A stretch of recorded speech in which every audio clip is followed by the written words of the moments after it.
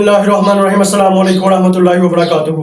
तो I hope कि आप सब लोग ठीक होंगे। आप देख रहे हैं मेरा YouTube channel bio with sir Habib और मैं हूं आपका बायोलॉजी इंस्ट्रक्टर हबीब अहमद। बच्चे आज जो हम टॉपिक डिस्कस करने जा रहे हैं बच्चे वो होगा हमारे पास फाइलम आर्थ्रोपोडा। बच्चे हम फाइलम आर्थ्रोपोडा की बेसिक कैरेक्टरिस्टिक्स को स्टडी करेंगे। तो बच्चे मूव करते हैं अपने टॉपिक की तरफ। सबसे पहले देखिए बच्चे, हम अगर फाइलम आर्थ्रोपोडा की बात करते हैं तो कह रहा है आर्थ्रोपोडा में बच्चे हमारे पास इंसेक्ट्स आएंगे। ठीक है, ये हमारे पास इसके अंदर इंसेक्ट्स इंक्लूड होंगे।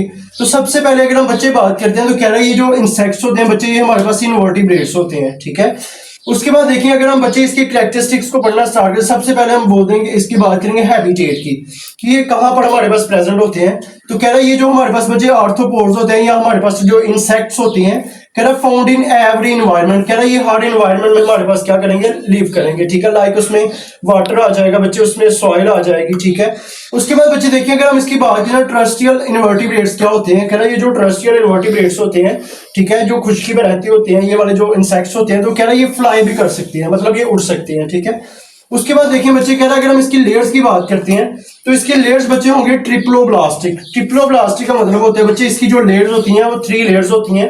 उसमें बच्चे एक्टोडर्म होगा, उसमें बच्चे एक्टोडर्म होगा, एंडोडर्म होगा और हमारे पास बच्चे मेसोडर्म होगा। उसके बाद देखिए अगर बच्चे हम इसकी सिमेट्री की बात करते हैं तो कह रहा है इसकी बच्चे सिमेट्री होगी हमारे पास बाइलेटरल, यानी ये जो हमारे पास ऑर्गेनिजम्स होते हैं बच्चे इनको आप जो है ना वो 2 इक्वल हाफ्स में जो है ना डिवाइड कर सकते हैं। ठीक है, उसके बाद बच्चे देखिए अगर हम इसकी बात करते हैं सिलोमेट्स की, तो कह रहा है कि जो इसके बच्चे सिलोमेट्स होते हैं वो प्रोटोस्टोम सिलोमेट होते हैं। मतलब सिलोमेट्स के बच्चे आपको पता है कि प्रेजेंस ऑफ सिलोम, उसको आप बच्चे बोलेंगे सिलोमेट्स। तो सिलोम आप बच्चे बोलते हैं फ्लूइड फिल्ड कैविटी को आप सिलोमेट्स बोलते हैं। ठीक है, कह रहा है coelom is present only around excretory and reproductive organs. कह रहा जो बच्चे जो सिलोम होती है, जो फ्लूइड फिल्ड कैविटी होगी, वो बच्चे जस्ट इसके एक्सक्रीटरी स्ट्रक्चर्स के अराउंड प्रेजेंट होगी और उसके अलावा जो इसके हमारे पास रिप्रोडक्टिव स्ट्रक्चर्स होते हैं उनके अराउंड प्रेजेंट होगी। ठीक है, उसके बाद बच्चे देखिए अगर हम इसके अपेंडेजेस की बात करते हैं तो कह रहा है कि ज्वाइंटेड एंड्स हेल्प इन, कह रहा है ये जो बच्चे इसके जो एंड्स होते हैं, ठीक है, वो कह रहा है कि इनको हेल्प आउट करते हैं रनिंग करने के लिए, यानी जमीन के ऊपर रनिंग करने के लिए। उसके अलावा क्रॉलिंग करने के लिए, क्रॉलिंग बच्चे आप बोलते हैं रेंगना। ठीक है, उसके अलावा कह रहा है कैप्चर प्रे, यानी कि जो इसके प्रे होते हैं, जो इसका जो शिकार होता है उसको कैप्चर करने में ये जो इसके बच्चे अपेंडेजेस होते हैं वो इसके क्या करेंगे, हेल्प आउट करेंगे। ठीक है, उसके बाद बच्चे देखें कह रहा है ये जो हमारे पास ज्वाइंटेड अपेंडेजेस होते हैं बच्चे ये माउथ के इर्द गिर्द प्रेजेंट होते हैं। ठीक है, ये माउथ के बच्चे इर्द गिर्द हमारे पास प्रेजेंट होते हैं। ठीक है, जिसको आप अपेंडेजेस बोलते हैं। और ये जो हमारे पास अपेंडेजेस होते हैं बच्चे ये माउथ के पार्ट्स होते हैं। ठीक है, उसके बाद बच्चे देखें अगर हम इसकी बॉडी की बात करें तो कह रहा है बॉडी इसकी क्या होगी बच्चे, सेगमेंटेड होगी, यानी इसको आप जो है ना सेगमेंट्स में डिवाइड कर सकते हैं। सेगमेंट्स में आप बच्चे इसको डिवाइड कर सकें, यानी इसकी जो है ना इसको आप पार्ट्स में डिवाइड कर सकें। तो लाइक अगर हम इसके बच्चे स्ट्रक्चर देखते हैं तो देखें ये आपको सेगमेंट्स नजर आ रहे हैं। तो कह रहा है इन सेगमेंट्स के थ्रू हम इनको क्या कर सकते हैं, डिवाइड कर सकते हैं। तो इसलिए हम बच्चे ये बोलते हैं कि इसकी जो बॉडी होती है बच्चे वो सेगमेंटेड होती है। उसके बाद बच्चे देखिए अगर हम इसकी टेगमेंटा क्या होता है, टेगमेंटा बच्चे टर्म होती है। कह रहा सेगमेंट्स जो इसके होते हैं, जो इसके सेगमेंट्स होते हैं, जो इसके हिस्से होते हैं, कह रहा fuse to form special structures. कह रहा जब वो हमारे पास फ्यूज करेंगे तो कह रहा ये स्पेशल स्ट्रक्चर्स बनवा रहे हैं, उन स्ट्रक्चर्स को बच्चे आप बोलते हैं टेगमेटा। ठीक है, उसके बाद बच्चे देखिए अगर हम इसकी पार्ट्स की बात करते हैं, पार्ट्स ऑफ इंसेक्ट, तो उसके कह रहा है कि बेसिकली 3 पार्ट्स होंगे बच्चे हमारे पास। सबसे पहले बात करते हैं हेड की, उसके बाद थोरैक्स है और लास्ट पे क्या है, एब्डोमेन। अगर बच्चे इसकी स्ट्रक्चर देखना तो कह रहा है सबसे पहले हमारे पास इसका हेड पोर्शन होगा, उसके अलावा बच्चे इसका एब्डोमेन होगा और लास्ट पे इसका क्या होगा, थोरैक्स होगा। तो आप कह सकते हैं ये जो इंसेक्ट्स होते हैं इनकी जो बॉडी के 3 पार्ट्स होते हैं, हेड, थोरैक्स एंड एब्डोमेन। उसके बाद एक बच्चे हम बात करते हैं इसके एक्सोस्केलेटन की। तो बच्चे आपको पता है जो स्केलेटन होता है वो 2 टाइप्स का होता है बेसिकली। तो एक होता है हमारे पास एंडोस्केलेटन, दूसरा क्या होगा, एक्सोस्केलेटन। तो बच्चे ये जो हमारे पास आर्थ्रोपोड्स होते हैं, जो इंसेक्ट्स होते हैं, कह रहे हैं इनका जो स्केलेटन होता है वो बच्चे एक्सोस्केलेटन होता है। It means that the skeleton that are present outside the body of arthropods. ये जो आर्थ्रोपोड्स होते हैं बच्चे इनकी बॉडी के अराउंड जो है ना हमारे पास जो स्केलेटन प्रेजेंट होते हैं इसको बच्चे आप बोलते हैं एक्सोस्केलेटन। और इसका जो सेकंड है बच्चे आप इसको क्यूटिकल भी बोलते हैं। तो कह रहा है कि ये जो एक्सोस्केलेटन है ये क्यूटिकल है, कह रहा है सिक्रीटेड बाय एपिडर्मिस। कह रहा है इसको कौन सिक्रीट करवा रहा है, एपिडर्मिस। एपिडर्मिस आप बच्चे बोलते हैं जो आउटर लेयर होती है। ठीक है, उसके बाद बच्चे देखिए ये जो हमारे पास एक्सोस्केलेटन होता है बच्चे ये काइटिन का बना होता है। ठीक है, यानी मेड अप ऑफ काइटिन। उसके बाद बच्चे देखिए कह रहा है जो हमारे पास यंग आर्थ्रोपोड्स होते हैं बच्चे कि उनका जो एक्सोस्केलेटन होता है वो क्या हो जाएगा, शेड हो जाएगा। मतलब वो अपने एक्सोस्केलेटन को क्या करेंगे, शेड कर देंगे, यानी उतार देंगे। ठीक है, कह रहा फ्रॉम टाइम टू टाइम, कह रहा कि कुछ अरसे के बाद ये क्या करेंगे, अपना जो एक्सोस्केलेटन होगा बच्चे उसको चेंज कर देंगे, आप कह सकते हैं शेड कर देंगे, गिरा देंगे। तो कह रहा कि आफ्टर शेडिंग, कह रहा जब वो अपना ओल्ड एक्सोस्केलेटन शेड कर देते हैं, ठीक है, या गिरा देते हैं, तो कह रहा ये जो एनिमल्स होते हैं ये जो है ना फास्टर रेट पे ग्रो करना शुरू कर देंगे। यानी आप कह सकते हैं कि जो इनकी ग्रोथ होगी बच्चे वो क्या हो जाएगी, इंक्रीज हो जाएगी, ठीक है। जब कब इंक्रीज होगी, जब इनका ये एक्सोस्केलेटन जब शेड हो जाएगा। उसके बाद बच्चे देखें, कह रहा जब हमारे पास ये एनिमल्स ज्यादा तेजी से ग्रो करना स्टार्ट कर देती हैं, तो कह रहा ये अपनी बॉडी के अराउंड क्या करते हैं, न्यू एक्सोस्केलेटन हमारे पास क्या कर देते हैं, जनरेट करवा लेते हैं, ठीक है। उसके बाद बच्चे देखिए, अगर हम इसके सर्कुलेटरी सिस्टम की बात करते हैं, तो कह रहे जो सर्कुलेटरी सिस्टम होता है बच्चे, इसके अंदर क्या होगा, ब्लड फ्लो कर रहा होता है, और ब्लड फ्लो बच्चे किसके अंदर करता है, हीमोकॉइल के अंदर, ठीक है। उसके बाद बच्चे ब्लास्टोकॉइल क्या होती है, ये हमारे पास टर्म है। तो कह रहा ये जो बच्चे जब ये जो हमारे पास हीमोकॉइल होती है, कह रहा हीमोकॉइल डिराइव्ड फ्रॉम एम्ब्रियोनिक कैविटी, कह रहा ये बच्चे ये जो हमारे पास हीमोकॉइल होती है ये एक एम्ब्रियोनिक कैविटी से हमारे पास कह रहा डिराइव हो रही होती है, इसको बच्चे बोलते हैं ब्लास्टोकॉइल, ठीक है। उसके बाद बच्चे देखें, अगर हम इसकी हीमोलिम्फ की बात करते हैं, तो हीमोलिम्फ का मतलब क्या होता है बच्चे, आप कह सकते हैं ये जो इंसेक्ट्स होते हैं, या आप कह सकते हैं जो फाइलम आर्थ्रोपोडा के ऑर्गेनिजम्स होते हैं, इनका जो बच्चे ब्लड होगा वो कलरलेस होता है, ठीक है। जब इनका बॉडी के अंदर बच्चे जो ब्लड होगा वो कलरलेस होगा, इसका मतलब क्या है कि उसके अंदर जो हीमोग्लोबिन होती है बच्चे वो क्या होगी, एब्सेंट होगी, ठीक है। अगर हीमोग्लोबिन ब्लड के अंदर एब्सेंट हो तो इसका मतलब क्या है कि जो इसके इनके ब्लड का जो कलर होगा वो कलरलेस होगा, मतलब ये ब्लड इनका कलरलेस होगा, ठीक है। और इसको बच्चे आप बोलते हैं हीमोलिम्फ, ठीक है। ये जो आप कह सकते हैं जो ब्लड होता है हमारे पास जो विद हीमोग्लोबिन होगा, ठीक है, उसको आप बच्चे बोलेंगे हीमोलिम्फ, ठीक है।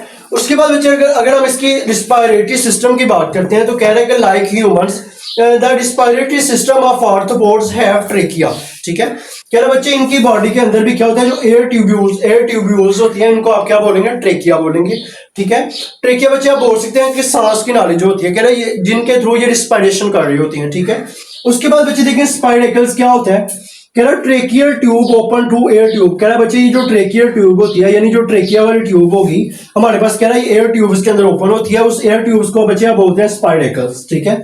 उसके बाद अगर बच्चे हम इसके गिल्स की बात करते हैं, गिल्स का फंक्शन क्या होता है, तो आप बच्चे कह सकते हैं कि जो एक्वेटिक आर्थ्रोपोड्स होते हैं, यानी जो वाटर के अंदर लिव कर रहे होते हैं, या आप कह सकते हैं जो वाटर के अंदर फॉर्म करते हैं, तो कह रहा है कि इनके जो ये रिस्पायरेशन कैसे कर रहे होते हैं बच्चे, ये गिल्स के थ्रू रिस्पायरेशन कर रहे होते हैं, यानी कि इनकी जो बॉडी होती है बस बच्चे उसके अंदर उसके ऊपर जो है ना स्पेशल हमारे पास स्ट्रक्चर्स होती हैं, या स्पेशल पार्ट होगा बॉडी का जिसको आप गिल्स बोलते हैं। तो कह रहा है ये गिल्स के थ्रू क्या करेंगे, रिस्पायरेशन करेंगे। उसके बाद बच्चे अगर हम इसके डाइजेस्टिव सिस्टम की बात करते हैं, तो कह रहा है जो उसका डाइजेस्टिव सिस्टम होगा बच्चे वो ट्यूब लाइक डाइजेस्टिव सिस्टम होता है, ठीक है। उसके बाद बच्चे जो एलिमेंट्री कैनाल होती है, अगर हम एलिमेंट्री कैनाल की बात करते हैं, तो कह रहा है जो इसकी बच्चे एलिमेंट्री कैनाल होती है वो आगे फर्दर पार्ट्स में डिवाइड होती है, ठीक है। उसके बाद अगर हम बच्चे इसकी एक्सक्रीटरी सिस्टम की बात करते हैं कि एक्सक्रीटरी सिस्टम कैसा होता है आर्थ्रोपोड्स का, तो बच्चे आप कह सकते हैं कि इसके अंदर मेलापिजियन ट्यूब्स होती हैं, ठीक है। मेलापिजियन ट्यूब्स क्या करती हैं, कह रहा है ये आपने हमने जो है ना स्टडी किया था, तो कह रहा है मेलापिजियन ट्यूब्स होती हैं, ये हमारे पास एक्सक्रीटरी स्ट्रक्चर्स होती हैं, ये क्या करेंगी, जो एक्सक्रीटरी प्रोडक्ट्स होंगे उनको क्या करेंगे, कलेक्ट करेंगी और क्या करेंगे, उसको बॉडी से बाहर रिमूव करवाएंगी।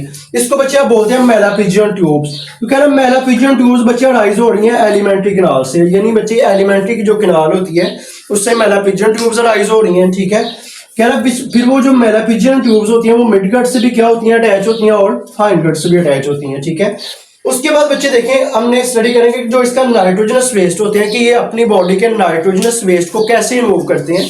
तो बच्चे आप कह सकते हैं ये जो आर्थ्रोपोड्स होते हैं, ये जो इनकी बॉडी का जो वेस्ट मटेरियल होता है, या आप कह सकते हैं जो अनडाइजेस्टेड मटेरियल है, या जो नाइट्रोजनस वेस्ट है, तो वो कह रहा है कि ये यूरिक एसिड की फॉर्म में क्या करेंगे, बॉडी से बाहर एक्सक्रीट करवाएंगे या बॉडी से बाहर एलिमिनेट करवाएंगे।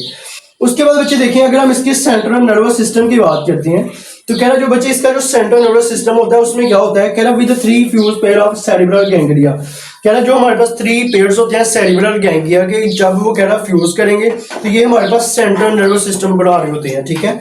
उसके बाद बच्चे देखें, कह रहा कि डबल वेंट्रल नर्व कॉर्ड क्या होता है, तो आप कह सकते हैं जो हमारे पास वेंट्रल गैंग्लिया होता है बच्चे, वेंट्रल गैंग्लिया, ये जो बच्चे आपको पार्ट्स नजर आ रहे हैं ये हमारे पास वेंट्रल गैंग्लिया होंगे।